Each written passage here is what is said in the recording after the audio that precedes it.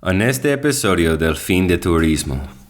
Fue un buen momento porque estábamos así, ¿no? O sea, recibiendo gente que estaba como interesada, pero que todavía no entraba todo este aparato de las redes sociales, del like, del selfie, que todo es un poco ya prostituir la cultura, ¿no? Entonces, teníamos lo mejor de dos mundos, pero después, yo siento, conforme fue el boom de Oaxaca, sí empezó a llegar gente como con más interés, pero yo sí diría que era como por un porno cultural, ¿no? O sea, venían de, ay, sí, con el sombrero y como cumpliendo todas las cuotas culturales de Oaxaca, pero con un afán totalmente narcisista, ¿no? Ególatra, los medios, los likes, y que creo que es lo que está pasando ahorita, ¿no? Bienvenidos y bienvenidas al Fin del Turismo, temporada 2, México. Durante la primera temporada, que está disponible en inglés en las principales plataformas de podcasts, amigos y amigas y extrañas en todo México se comunicaron conmigo y me pidieron conversaciones sobre lo que está sucediendo en México. Con episodios tanto en español como en inglés, hemos cumplido. Los episodios tocaron diversos temas que incluyen la gentrificación, la deforestación y el cambio climático, el desplazamiento, el turismo espiritual y psicodélico, el ecoturismo y el turismo comunitario, la hospitalidad y la interculturalidad, la industria en sí y el lugar de los trabajadores en ella. Hablamos con activistas, académicos, narradores y trabajadores para averiguar qué está sucediendo detrás de escena y qué podemos hacer al respecto. La temporada 2 está dedicada a nuestro difunto amigo y mentor Gustavo Esteva, abuelo, sabio y cofundador de la Universidad de la Tierra, Oaxaca, México. Estos episodios han sido planeados y organizados en colaboración con nuestros compañeros y compañeras de la Unitierra Oaxaca. Son despachos de la Resistencia. En este episodio nos acompañamos unos compas de Oaxaca, María Itaca y Sergio Yeo Beltrán. María nació y creció en Oaxaca. Es licenciada en Letras y Literatura Inglesa por la UNAM y cuenta con una especialidad en traducción. Tras varios años de haber trabajado en proyectos turísticos, actualmente trabaja de manera independiente y ofrece servicios especializados de investigación, consultoría y traducción a investigadores y profesionales de diversas áreas, con el fin de darles una visión auténtica y respetuosa de las culturas y los lugares a los que se aproximan. Sergio Beltrán Arruti, mejor conocido como Yeo, nació y se crió en la Ciudad de México. Se mudó a Oaxaca en 1997 para apoyar y aprender de las comunidades indígenas. Sergio es cofundador de la Universidad de la Tierra Oaxaca y de Herramientas para el Buen Vivir, AC. En 2010 formó parte del equipo pionero del arte de organizar conversaciones significativas en español, mejor conocido como The Art of Hosting, y ha organizado múltiples encuentros interculturales en todo el mundo utilizando estas herramientas para el diálogo. Juntos y juntas platicamos de la invasión de turistas expatriados post-pandemia, las consecuencias de la gentrificación en Oaxaca, la sequía acá, la idea de viajeros o turistas, el lavado ecológico de la industria turística y la McDonaldización del turismo. Luego seguimos con temas de cultivar versus consumir cultura, la solidaridad obrera en la industria turística de Oaxaca, que caridad no es solidaridad, y trayendo un base de filosofía a través de la industria de turismo. Hace como 5 años, un amigo mío mencionó una estadística que en el centro histórico de Oaxaca, el 85% de la economía estaba relacionada con el turismo. Desde entonces, el turismo no ha hecho más que intensificarse en este lugar, como en muchos otros, operando como la industria más grande del mundo. Ahora, lo que esto significa es que la mayoría de las personas que trabajan en el centro histórico están trabajando en actividades relacionadas con el turismo. No todos los negocios están orientados a las turistas o venden sus productos o servicios a los turistas, pero la gran mayoría del dinero que pasa por ahí son pesos y dólares del turismo. Puede que todavía haya negocios vinculados específicamente a la comunidad y no a los turistas, como reparación de ropa, ferreterías, carnicerías y bibliotecas. Pero es el flujo de dinero a través del turismo lo que constituye ese 85%, probablemente ahora más cerca del 90 o 95% a veces. Atrapados en las consecuencias de este cambio masivo a través de la gentrificación, la turistificación y el desplazamiento están las personas que trabajan en esta industria, a menudo haciendo lo que pueden simplemente para pagar las facturas, comer, pagar el alquiler, pagar el sustento de sus hijos y en algunos casos para honrar su cultura. Eventualmente, sin embargo, algo tiene que ceder. Y por lo general son las mismas razones que tiene la gente para visitar un lugar, como la hospitalidad local, cultura y cocina, por ejemplo. Este es el tema de nuestra conversación de hoy, la cuestión de los trabajadores y trabajadoras.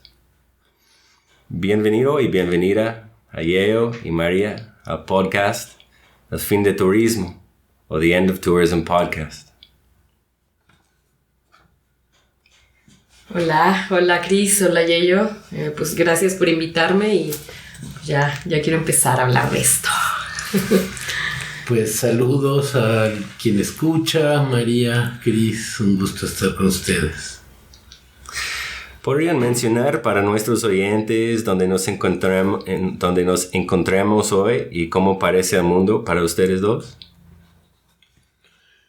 Bueno, pues estamos en la ciudad de Oaxaca, en estos momentos interpandémicos, y es una ciudad donde yo diría quizá revela no tanto ese 85% que mencionas, porque en estos momentos me parece en los últimos 5 o 6 años la economía de la ciudad se ha vuelto satélite de la industria del turismo.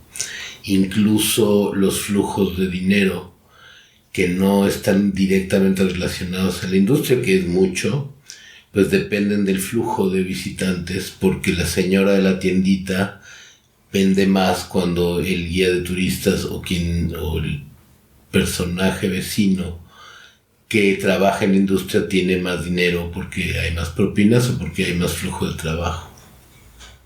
Y creo ahí estamos parados el día de hoy.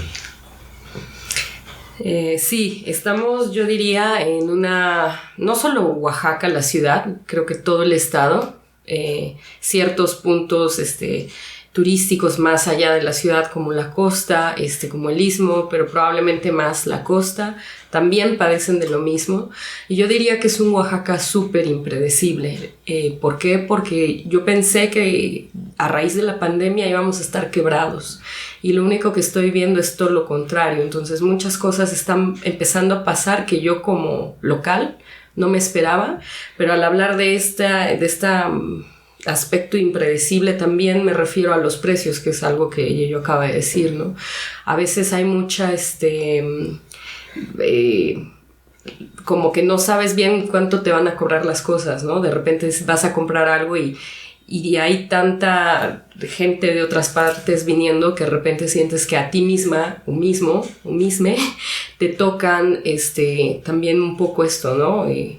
Estar adivinándole y creo que eso es también a eso me refiero, no sabemos qué va a pasar en muchos sentidos.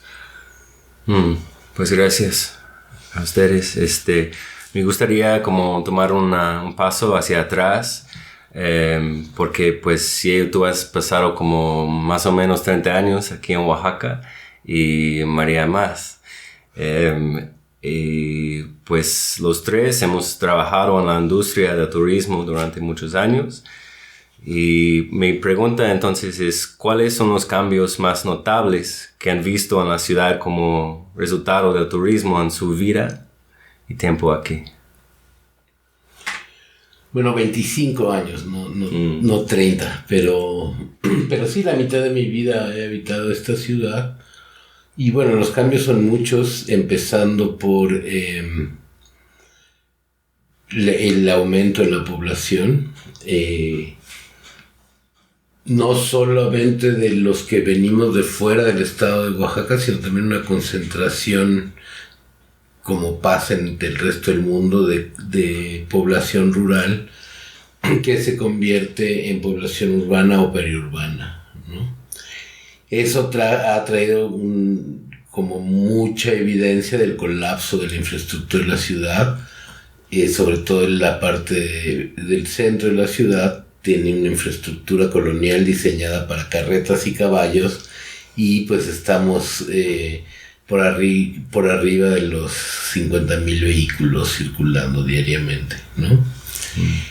Y el agua y todos los servicios en general urbanos pues están colapsados en esta ciudad, y se agudiza en las zonas menos visibles de la urbe, porque los recursos que llegan, malos y escasos, se concentran en las zonas de servicios turísticos, por supuesto, ¿no?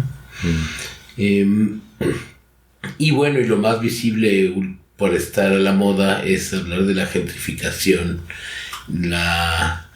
con un doble impacto en estos tiempos post-pandémicos de una inflación mundial creciente por otros factores diferentes a la pandemia o al incremento del turismo, y por otro lado también el aumento del teletrabajo. Entonces yo creo que no solamente, o sea, el flujo de gente no solamente está relacionado a la industria del turismo, sino en estos momentos está también relacionada al un cambio en la manera de trabajar en el mundo, que permite a gente de la metrópoli en el norte, sea Europa, Estados Unidos, Canadá, poder venir a habitar desde aquí y trabajar a distancia, con una diferencia de precios que le impacta a su favor. O sea, la gente viene aquí a vivir a Oaxaca para ahorrar, pero que impacta negativamente los precios para quienes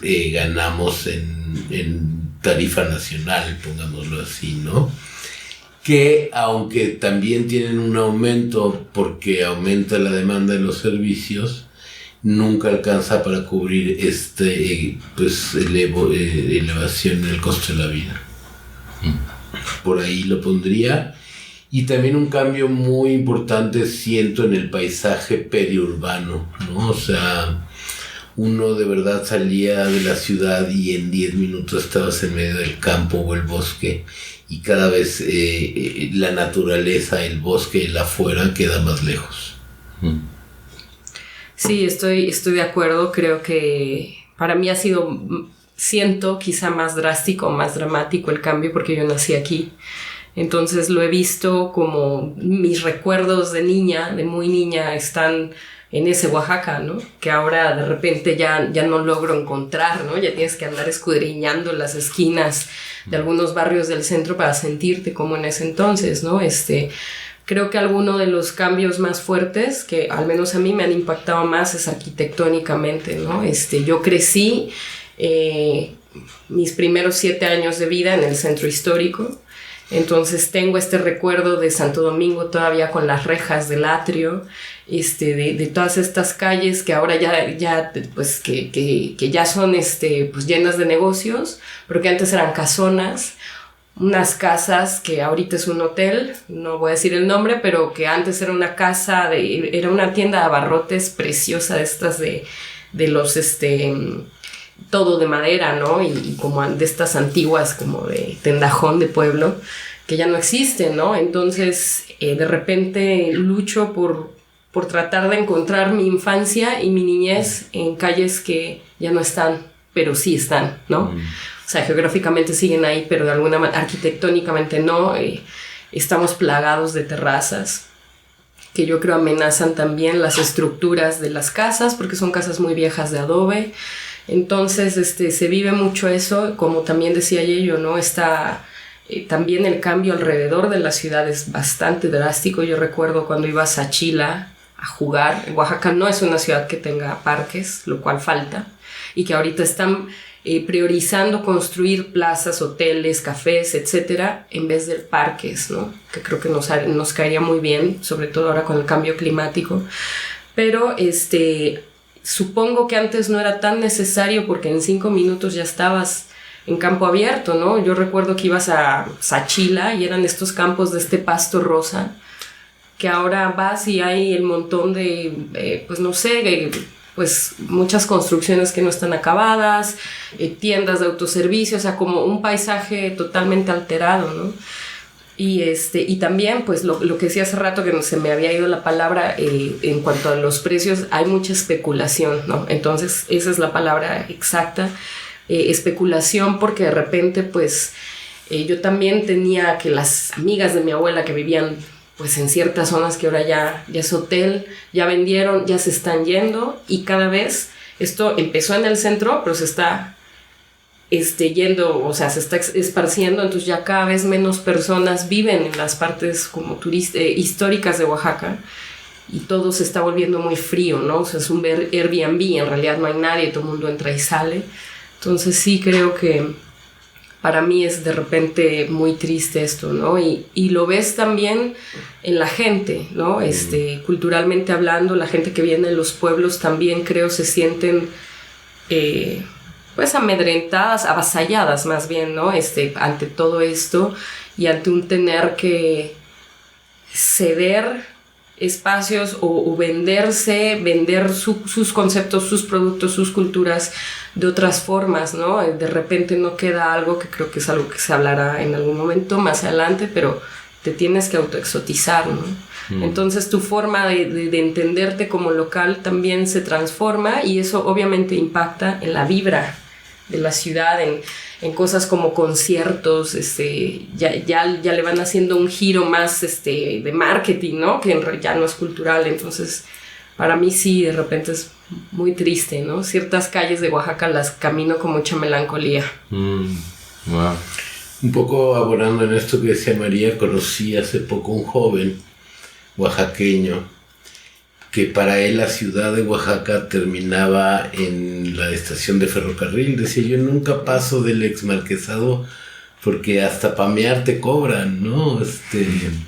Hasta para ir a orinar hay que pagar, y entonces sí se va hay toda quizá una nueva generación de oaxaqueños donde el centro histórico y los referentes culturales de las generaciones pasadas ya son un punto de comercialización, ya es como ajeno, ¿no? a la cultura.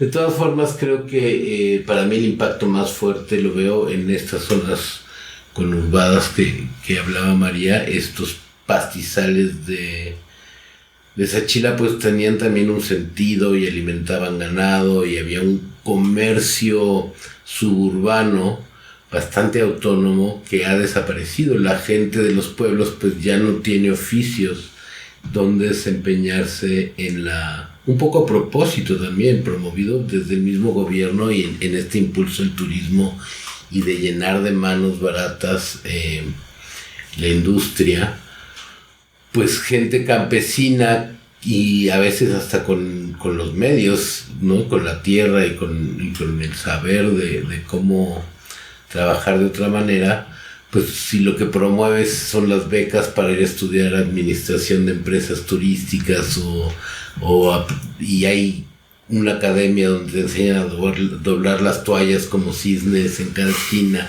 pues hacia allá va la gente, ¿no? Entonces también ha habido una acelerada desculturalización o una recreación de la cultura que más al servicio de la industria y del espectáculo que al contacto real y cultural, que estaba muy vivo hace 20 años y ya no tanto en estos valles más allá de la ciudad de Oaxaca, ¿no? Yeah. Pues me gustaría también hablar y preguntarle sobre como ese sentido de, pues, desde el campesino hacia el gobierno, hacia los extranjeros, etcétera, que todos somos implicados, implicadas en esa economía, pues. Pues siempre también es fácil juzgar a los turistas desde la distancia, especialmente cuando uno no tiene que conversar con ellos. Y sin embargo, los trabajadores de la industria del turismo tienen que hacer esto casi todos los días. ¿Qué han visto ustedes a lo largo de sus años en la industria con respecto al comportamiento turístico? ¿Y cuál es su opinión sobre la industria del turismo en general? Bueno, híjole, es bien interesante porque pienso que para empezar, yo diría que hay que marcar una diferencia entre el viajero y el turista. Y creo que lo que yo he visto en todos estos años de experiencia es que el 80%, si no es que el 90%, me he encontrado con turistas, no viajeros, pero los hay. O sea, lo bueno es que sí los hay. Cuando yo empecé a trabajar en el turismo, a mí no me gustaba mucho cómo movían las agencias turísticas, cómo promovían Oaxaca, porque sentía que lo hacían de una manera muy rígida, muy como de libro de antropología e historia, ¿no? Lleno de datos que son importantes, pero que digo, en una onda como vacacional o de conocer, no es lo primero que quieres saber, ¿no? Entonces yo empecé por mi cuenta y empecé pues a promoverme. Ahora sí que empecé el freelanceo cuando no era mainstream, ¿no? Entonces me llegaba gente que pues ya de entrada pues aventarse. Yo empecé a los 23 años, ahora tengo 36, entonces pues sí, ya son casi 15 años. Entonces pues una guía a 23 años, la verdad es que sí me dieron un voto de confianza, ¿no? Yo ahorita no sé si, bueno, no, sí confiaría en un guía de 23 años, pero tienes tus dudas, ¿no? No tienes tanta experiencia. Entonces, a mí en lo personal me tocaba gente como un poco más abierta, pero también me tocaba gente que yo sentía que tenía que convencer que mi cultura valía la pena. Que si los llevaba a comer algo era de no me voy a morir si tomo esta agua.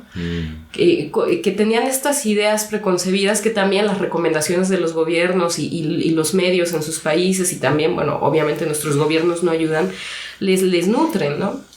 Entonces era gente que sentía yo que les tenías que romper como muchos esquemas y como trabajador de tu lado es un proceso duro, ¿no? O sea, viajar siempre es duro, pero el que recibe a las personas sí tiene como que lidiar con muchas de estas cosas, ¿no? Romper paradigmas de los otros, y obviamente hay gente que no se deja, que se siente agredida. Entonces estos turistas son los que quieren que la cultura vaya hacia ellos. No van hacia la cultura.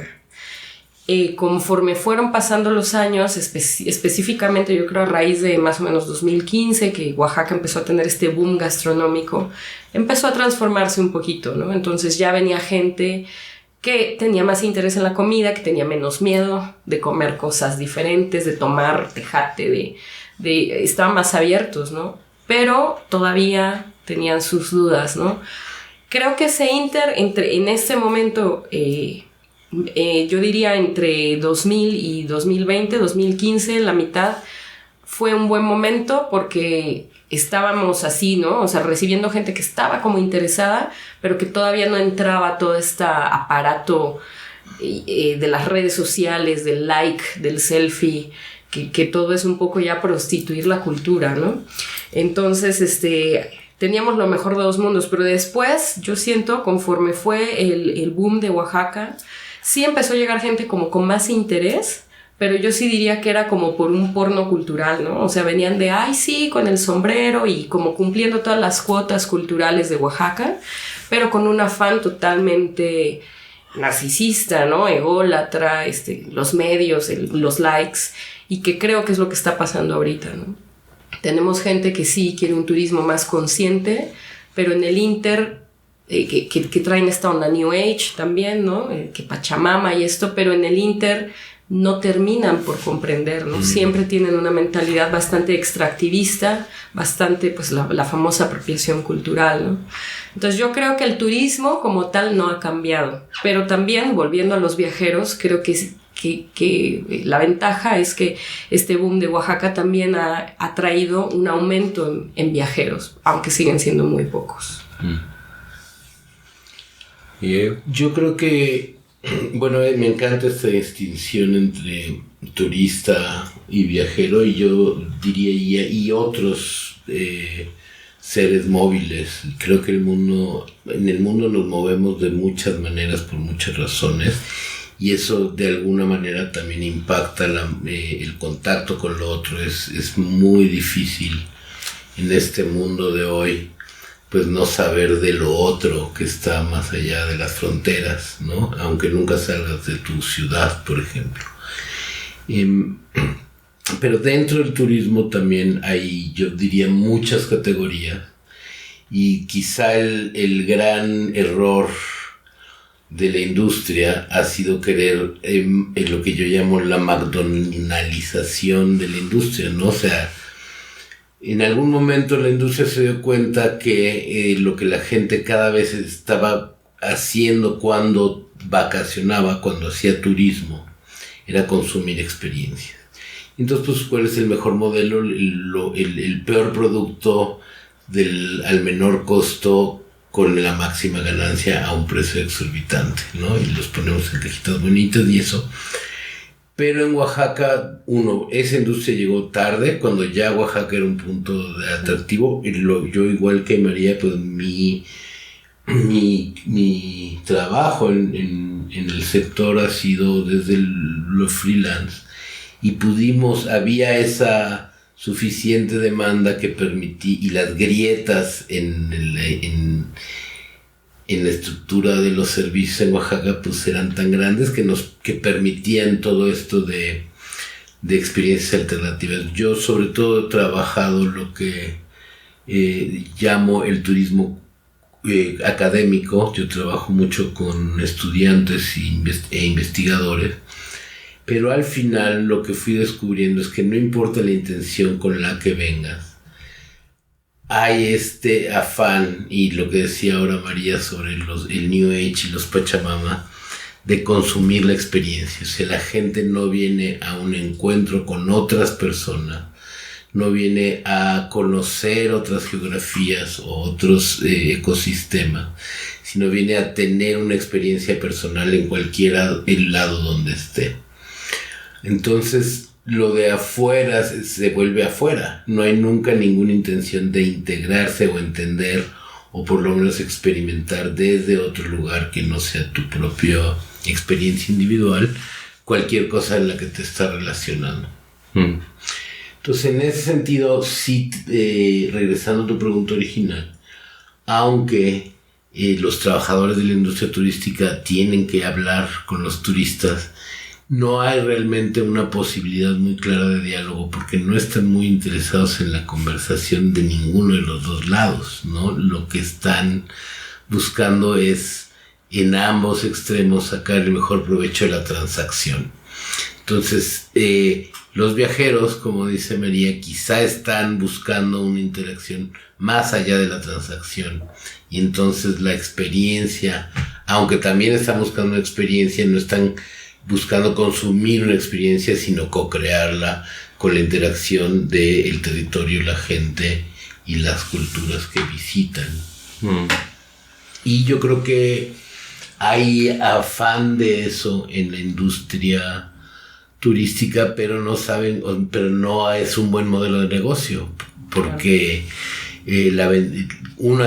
siento yo, de los atractivos de Oaxaca, lo que lo hace interesante es esta disposición de la gente a estar al servicio de tu experiencia, a darte lo que necesitas, ¿no? O sea, por eso pues es muy difícil entender el commodity estándar para todos, porque aquí la gente va a hacer lo imposible para que tú te la pases bien, aunque no tenga sentido lo que necesitas para que te la pases bien, ¿no?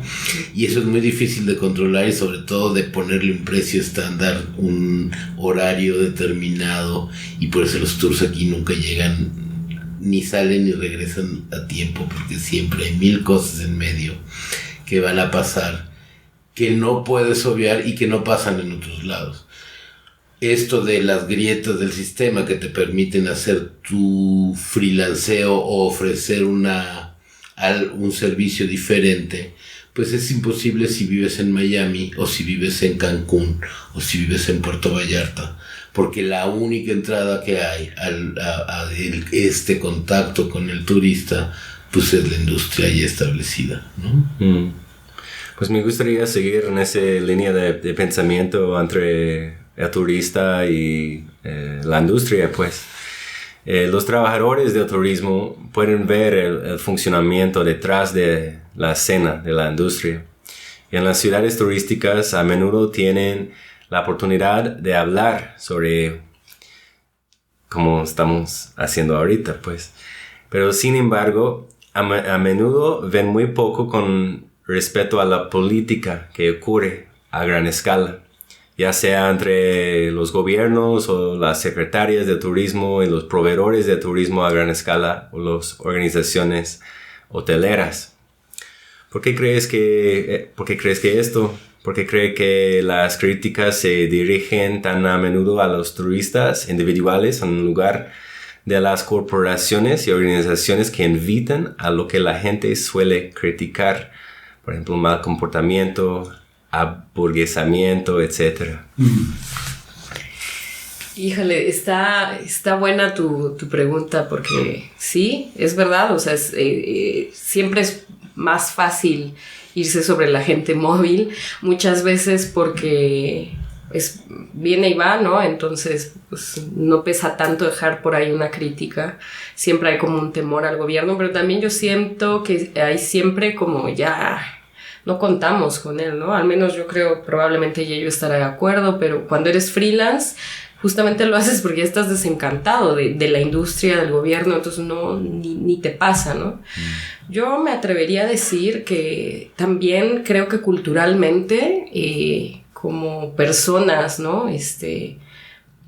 No somos lo suficientemente irreverentes, ¿no? O sea, la cultura mexicana en particular, no tendemos a no criticar abiertamente. A lo mejor estamos ya adoctrinados porque pues de tanto madrazo, ¿verdad? En el gobierno y todo, pues ya no sabes, ¿no? Pero creo que algo que yo siento y es lo que he aprendido en estos años, yo dije, yo lo que quiero hacer es un turismo como adaptado a lo que los otros quieren conocer. Entonces siempre les decía, bueno, a ver qué quieren conocer, ¿no? Entonces me dicen, no, pues es que los textiles, y yo un poco les ponía ciertos, bueno, sí, pero si vas ahí no vas a tomar fotos. Entonces es un poco atreverse y como decía yo, a veces unos los quieren hacer felices a toda costa, ¿no? Yo creo que podemos atrevernos a ser un poco irreverentes. En inglés la palabra es perfecta, ser unapologetic, ¿no? No pensar en disculparnos por hacer esto y decir, no, a ver, espérate, o sea, está chido lo que quieres hacer, pero no se va a poder. Si vas a hacer, tienes que dejar, no sé, algo más, no sé, ¿no? Como provocar. No está mal provocar de repente, ¿no? O sea, si el arte provoca, ¿por qué el turismo no? ¿Por qué viajar más que el turismo no provoca, ¿no? Entonces creo que obviamente, pues si hablamos de la industria, ellos, su prioridad es el dinero. Y obviamente tienen esta idea que a lo mejor si se atreven igual y se dan cuenta que igual y si provocan a alguien no van a perder el cliente, ¿no? Yo creo que no se ha logrado romper esa barrera y pues yo la he roto varias veces y ha sido efectiva, ¿no? Si ves cuando empiezas una experiencia con alguien que están como medio hostiles o medio que les dices cosas o llegan a un lugar y no los reciben como ellos creen y notas la tensión, pero cuando se van sí hay una transformación, ¿no? Y yo creo que esa es la cosa, ¿no? Se ha pensado el turismo como algo totalmente unilateral y debería de ser retroalimentación, ¿no?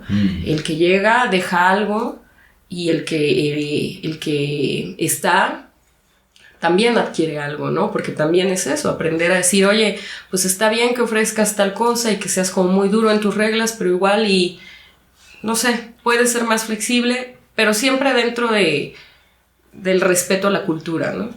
Pero creo que se puede transformar y es lo que a veces no nos atrevemos, yo diría. Bueno, yo pienso, Cris, que tu pregunta está planteada desde una premisa falsa, porque justamente lo que no pasa en la industria del turismo es que la fuerza de trabajo tiene mucha idea ni mucho interés en cómo se opera la industria. Porque es una industria muy precaria, de trabajo muy precaria, con un turnover y con un cambio de staff muy frecuente, y porque sinceramente nadie tiene como vocación ni sueño en la vida ser guía de turistas o trabajar de mesero para el restaurante del hotel, ¿no? Sí, o sea, son trabajos que son muy cambiantes y estás buscando el que paga mejor cuando estás en esa carrera loca, ¿no? Claro. Y la salida también, cuando estás trabajando muy rápidamente, cuando estás trabajando en el turismo a gran escala, lo que estás buscando es cómo me salgo de aquí lo más rápido posible con el mejor provecho que pueda hacer. Entonces no está ese interés en eso, y la industria misma en esto que ya comenté de la McDonaldización de los servicios, pues no permite que haya ahí. Quizá debe ser el grupo de trabajadores formales con menos prestaciones sociales en todo el país, seguramente. No es un dato que tengo cierto, pero vaya, es gente que tiene un contrato formal y que en gran porcentaje no tiene seguro social, o tienen contratos de 6 meses, un año. Nadie crea antigüedad en el hotel o manejando la van de los turistas. Y tal no es, porque lo que hace María y platica con tanta pasión, en realidad no es turismo. María es una promotora cultural, una antropóloga social, aunque no tenga ese título. Y su interés es otro, es la promoción, la preservación y la interacción con la cultura local, que está muy lejos de lo que la industria puede ni siquiera ver, ¿no? Entonces, este intercambio entre quien llega y recibe, pues ya es otra cosa, ya no es turismo, ya es un diálogo cultural, una experiencia de vida, de transformación de vida. O sea, el turista no viene a que le cambie la vida, viene a hacer lo que no puede hacer porque está muy ocupado trabajando para ganarse la vida, ¿no? Entonces da lo mismo. Y ese es el éxito, por ejemplo, de los all inclusives, ¿no? O sea, yo llego a un lugar donde voy a encerrar y no importa si está en medio de un desierto, pues ahí están Las Vegas, ¿no? O en la costa del Caribe, y puede ser Cancún, puede ser Las Vegas, puede ser la Ciudad de México, porque yo me voy a ir a encerrar en un lugar a tomar margaritas, meterme en la piscina y dormir. No necesito nada de lo que está en el exterior. Eso es el turismo hacia allá, eso es lo que ofrece, y idealmente es lo que lograría el éxito de la McDonaldización de la experiencia. Pero la cosa es esa, hay todavía gente en ambos lados interesada en otra cosa, en el diálogo y eso. Y entonces lo que a mí me parece interesante es lo que está pasando en las grietas de la industria, porque también la industria permite, y en los avances tecnológicos y la manera en que está diseñada la economía global ahora, pues que sea más fácil que nunca trasladarse alrededor del planeta, ¿no? O sea, no están fuera de las posibilidades. O sea, es muy difícil, era muy difícil hace 100 años, o muy restringida la cantidad de personas que podían soñar con visitar la India, por ejemplo, ¿no? Ahora para una gran cantidad de los jóvenes del primer mundo, pues es una meta, ya, o sea, está en el checklist. Y cada vez más el intercambio sur-sur también se posibilita en esas grietas de, pues me agarro un boleto barato y me lanzo a la aventura a conocer otra gente, no a turistear en otro país. Ahí me gustaría agregar a lo que está diciendo Yayo, porque sí es verdad, ¿no? Creo que mi trabajo sí se acerca más a la antropología social, pero al decir esto me prendió así como, me iluminé, ¿no? Y dije, ¿sabes qué? Es que yo creo que a la industria turística, o sea, Yayo habla de justamente el all inclusive, ¿no? Y dices, híjole, yo creo que a la industria turística le falta filosofía, ¿no? Le falta... tanto para los que prestan el servicio como para los que lo toman, ¿no? Porque es decir, bueno, o sea, sí puedes ofrecer esto, pero también hay que hacerlo no solo como dar un servicio a destajo y te llevo y dame, o sea, como una transacción fría, ¿no? Creo que si hubiera, y ahí sí le falla, no sé si al gobierno o a la industria, yo creo a ambos, tanto privada como pública, el hacer ver a la gente, ¿no? Que se puede tener ese trabajo, pero que también puede haber algo que es intangible, que no es una ganancia como tal, que no lo haces por la ganancia, ¿no?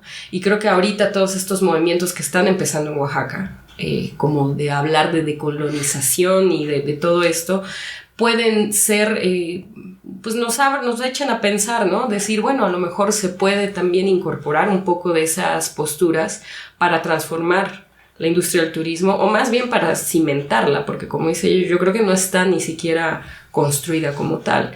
Pero al decir esto, por eso también es más fácil criticar al turista.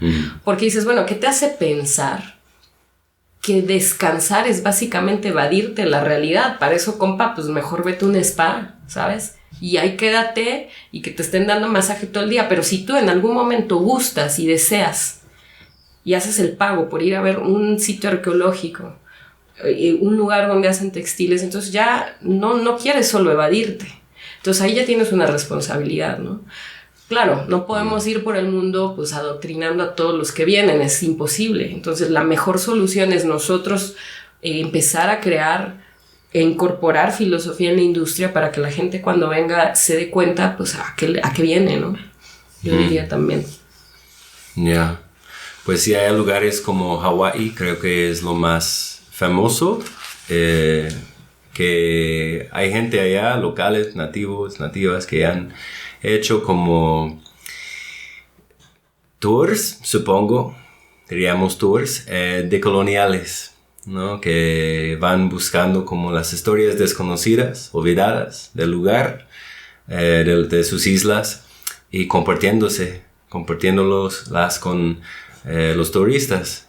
Y yo creo que o sea, atrás de eso hay como una manera de pues no solo enseñar a la gente de lo que existe abajo, lo que existe invisiblemente en el lugar, pero también dándose como una razón para buscar esa historia o esas historias en sus propios lugares y luchar adecuadamente. Otra posibilidad es de construir redes de hospitalidad entre ellos. Por ejemplo, gente que son nativos, locales indígenas de Hawái y la gente de Estados Unidos, o sea, el continente. Y ver cómo se pueden ocupar esas redes para profundizar sus luchas, ¿no? Y las maneras de cómo se pueden profundizar también sus amistades, sus relaciones de largo plazo, ¿no? Eso es parte del problema generalmente con el turismo, que la gente nunca se quedan suficientemente tiempo para entender lo que hay allá y también de su propia consecuencia en el lugar. Pues me gustaría también volver a algo que mencionaste tú y yo, como de ese parte de la vida trabajador dentro de una economía turística, que tiene que ver con los tiempos de la gente, la temporalidad y las temporadas. Pues en México el turismo obviamente es un gran negocio. Hay muchas personas que viajan para trabajar en lugares como Cancún, Playa del Carmen, Puerto Escondido, Puerto Vallarta, Mazatlán, etc. Pero al igual que las personas que vienen de visita al trabajo, suele ser estacional. Ya no son los cambios de clima aunque eso tiene algo que ver, sino el flujo de visitantes a un lugar lo que determina la vida de locales y trabajadores. ¿Qué creen que le hace esto a las personas cuyas vidas comienzan a girar en torno a los horarios de los extranjeros o turistas? Pues hay dos formas de ver esto, ¿no? Lo primero es eso, que sí, efectivamente, al ser una industria estacional, pues hay más, el flujo de gente no solo, y el impacto en los servicios urbanos no solo es provocado por los turistas a los que culpamos, sino también por pues la mano de obra que importamos para atender ese turismo, ¿no?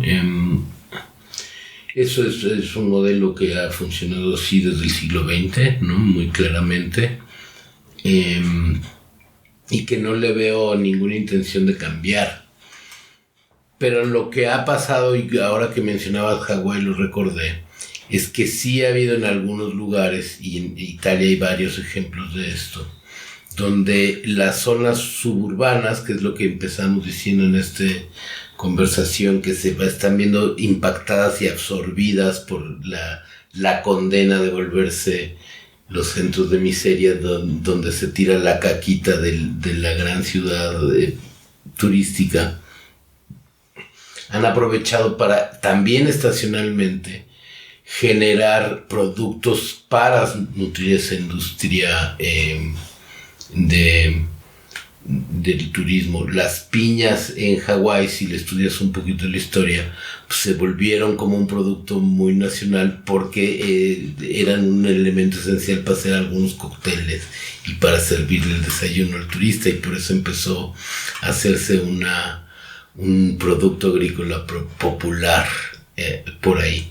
Entonces también creo que lo estacional es algo que ya se está complicando más. Ya no solo es el flujo de turistas. Hablaba al principio de esta pues ola de gente, de trabajadores a distancia que vienen aquí, pero seguramente cuando tengan lo suficiente para irse a Tailandia, pues irán a poder pagar un poco más porque ya ahorraron viviendo en México, y de ahí se irán moviendo hasta que seguramente regresen a la bahía de donde todos partieron, en San Francisco, ¿no?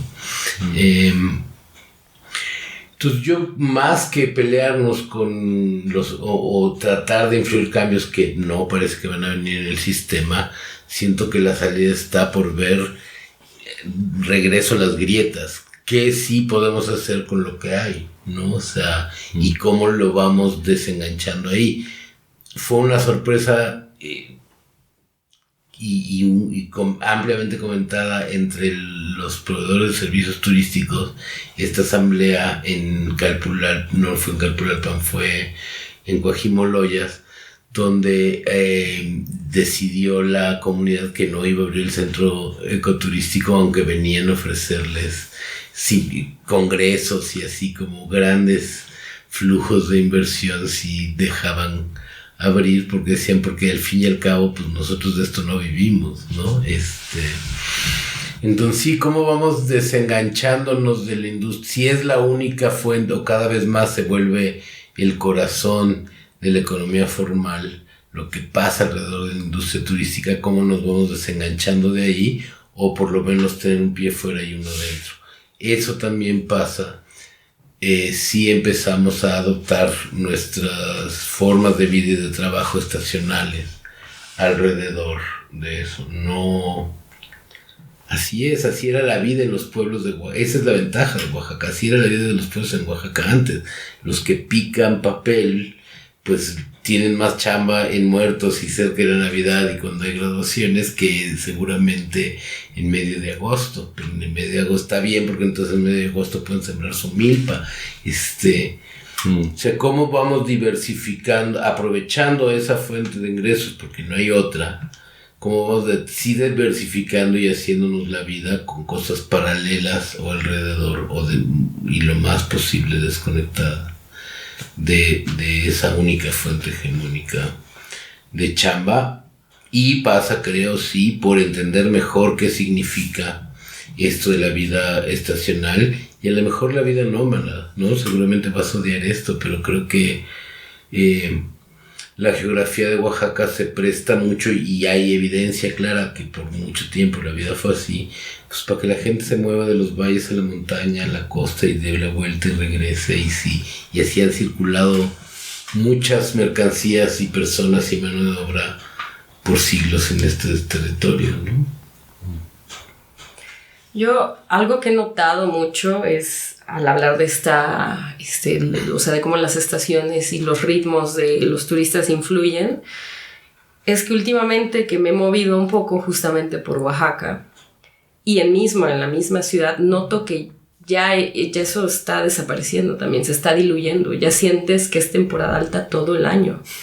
Lo he notado. Obviamente sí hay puntos más altos, ¿no? Como yo creo Muertos este año va a ser una locura, tanto de extranjeros como en locales, porque llevamos 2 años medio encerrados, entonces nosotros ya queremos fiesta por nuestros muertos, por todo las crisis emocionales que han pasado, y los que están fuera, pues yo creo también, ¿no? Pero en general yo siento que Oaxaca, también en la costa, ya no hay, antes era muy marcado, tú sabías que ahorita en julio vienen los turistas nacionales, ¿no? Y que en otoño ahora sí que las aves migratorias, los surfers y mucha gente del norte vienen huyendo del frío y vienen aquí a pasar. Entonces Puerto Escondido y Oaxaca se llena por Día de Muertos porque el torneo de surf, pero ahorita yo siento que ya hasta eso se está diluyendo, o sea, ya está tan saturado. Por eso creo que lo que dice Yello, como tratar de diversificarse y siempre pensar que no hay una o segunda opción, ¿no? Sino una tercera vía que tenemos que crear de cero, ¿no? Y ahorita que hablabas de Hawái me acordé mucho, y creo que puede ser un buen ejemplo de cómo se puede crear de cero con lo que hay. Porque es decir, sí, es una industria en donde la gente pues un poco trabaja con cierta desesperación, ¿no? Lo que decía ellos, o sea, saca la chamba y pues buen manejo y pinches horas así súper extenuantes, pero pues es para sacar la chamba y ya 3 días de descanso, ¿no? Es un trabajo muy agotador, porque es como que te exprime por 5 días y después ya no hay nada. Pero creo que eso también es una respuesta a la apatía del gobierno de ofrecer otras opciones, de ofrecer una mejor educación, una postura a tu trabajo, a exigir derechos. Y me acordé mucho de una vez un amigo en el DF me dijo que él iba a empezar, era pues broma, ¿no? Pero ahora pienso que es muy buena idea, que iba a empezar a dar sus tours marxistas. Entonces yo le dije, a ver, pero ¿cómo es el tour marxista, no? Entonces dice, no, güey, pues mira, primero los meto al metro en hora pico, ¿no? Que está así, pero lleno de gente. ¿Pero por qué está así? Bueno, pues lo que pasa es que la mano de obra trabajadora tiene que vivir así, no hay una infraestructura. Entonces darles como una dosis de realidad, ¿no? Luego dice, llegamos al centro y empiezo a darles un tour, pues bien chido, acá por Bellas Artes y todo acá como muy palaciego y muy bonito. Decir, ¿quién es el arquitecto? No, vamos a hablar de los albañiles. Ellos fueron los que construyeron Bellas Artes, ¿no? No vamos a hablar de un solo nombre. Vamos a hablar de quién fue la mano de obra. Y les voy a decir nombres, pues que a lo mejor ni son ciertos, pero vamos a ponerle identidades a esta gente, ¿no? Que todo lo que hizo. Vamos ahora a la catedral, ¿no?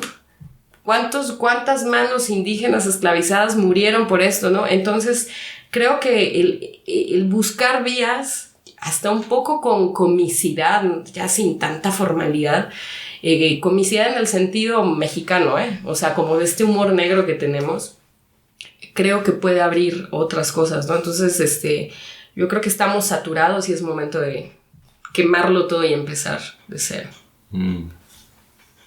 Gracias. Sí, a través de lo decolonial, marxista, siempre hay dudas de cómo la industria o la economía capitalista pueden chupar a esas cosas, a ver cómo ya tenemos un nuevo cosa para promover de marketing, ¿no? Y eso, pero tiene que ver con lo que quiero irnos ahora, específicamente a un cuento que me contaba un amigo, un querido amigo, Gustavo Esteva, para que esta temporada del podcast está dedicada. Y pues en mi entrevista con él, hablamos sobre lugares como Tepoztlán, que es justo al sur de la Ciudad de México, y cómo ese pueblo se convirtió poco a poco en un segundo casa para los defeños, la gente de la Ciudad de México, que buscan escapar de la locura de la semana laboral metropolitana. Gustavo dijo con bastante firmeza que se solidarizaba con ambos, con la gente, pues es decir, con los trabajadores que no querían nada más que escapar de sus realidades de pesadilla y las tepoztecos que necesitaba servir ese escape.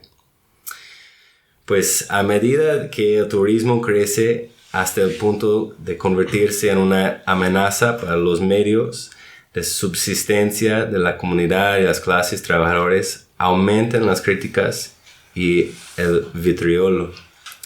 ¿Qué responsabilidad cree que tienen los trabajadores de la industria en este contexto y cómo cree que podrían pararse y trabajar en solidaridad con la comunidad misma?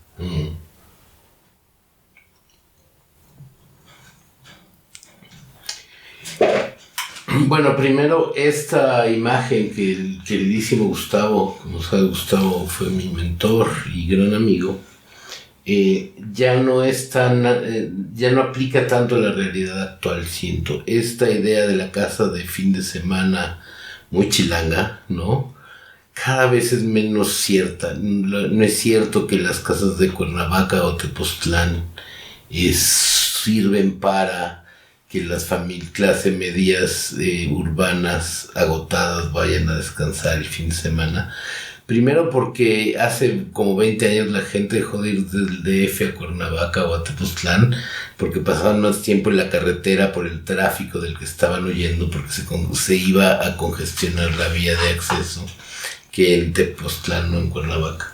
Y lo que ha pasado ahí es, este primer fenómeno, que no era tanto de trabajo a distancia, sino de una cercanía suficiente para que fuera del oro a pico, fuera viable viajar, sobre todo si laborabas en el sur de la Ciudad de México, de Tepoztlán o de Cuernavaca a México, ir y venir.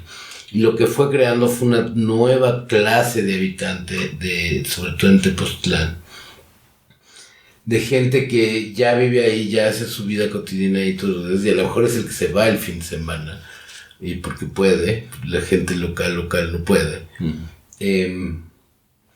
Pero que ya no consume ni demanda como turista, al contrario, es el que va a buscar al mercado. Eso trae una inflación inmediata en la pequeña industria local. Que pasó aquí, tenemos nuestro propio ejemplo en los Etlas, ¿no? Si uno va a San Agustín y pregunta dónde compraba antes la gente la masa para las tortillas, y pues ni la compraban, ¿no? Cada quien tenía su milpa para sacar su masa, y ahora hay colas para comprar masa y hay escasez de masa y cada vez más seca. Lo mismo siento que eso a gran escala fue lo que pasó en Tepoztlán. Y lo que se creó ahí ahora es una sociedad urbana que vive en lo rural, muy inútil porque no tienen los medios ni los conocimientos para vivir del lugar donde están habitando, y tampoco tienen el arraigo y el apego de eso. Entonces vienen cosas muy locas como empezar a tratar de reproducir la vida urbana en los pueblos, por ejemplo, ¿no? En los 90 era muy común en Guanajuato o en Michoacán, había unas discotecas, y porque había el dinero del narco, pero sobre todo porque la gente quería vivir como en la ciudad, ¿no? Entonces era absurdo pueblitos en medio de la nada con un elevador para un piso o escaleras eléctricas, cosas así. Creo que la mayoría de esas casas de fin de semana de los 90, pues ahora son Airbnbs. Entonces incrementó el flujo del turismo más depredador, que va de fin de semana a consumir su experiencia como casa bonita, ¿no? O sea, y hay que ir a la gruta y subirse al caballo y comer quesadillas en el kiosco y tomarse la foto en el Teposteco y ya, ¿no? Y con el problema de esta como nueva clase parasitaria habitada ahí, que no es ni de aquí ni de allá, que ya no se puede regresar a la ciudad, pero tampoco puede realmente instalarse y arraigarse ahí, ¿no? Que es exactamente lo que pasa en los Etlas, si lo ves un poco desde ahí. Y me solidarizo con ambos de todas formas, porque pues sí, está difícil ver cómo escoger un lugar para huyendo del deterioro y darte cuenta que tú eres la causa de esos deterioros. Sí, creo que sí es difícil, ¿no?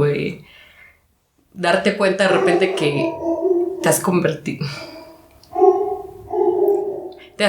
en todo lo que juraste destruir, casi, ¿no? De repente sí creo que precisamente el tema de turismo siempre es ese, ¿no? No solo como persona que llega de otro lado y se instala, como local incluso también, ¿no? O sea, yo muchas veces he tenido esta sensación de que el que está como un puente siempre está entre la espada y la pared, ¿no? Yo a veces me he preguntado hasta qué grado estoy traicionando mis ideales o mi cultura, ¿no?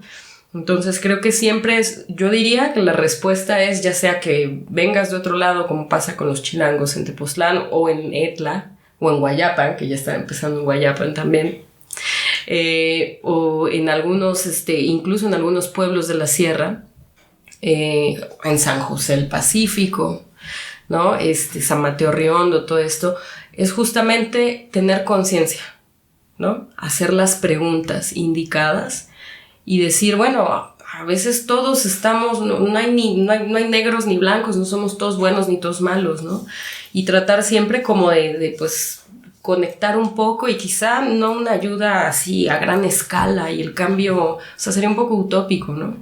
Pero si al vecino o si a alguien se le puede dejar algo, puedes sembrar una semilla, creo que si todos poco a poco tienen esa conciencia, entonces el impacto puede ser grande.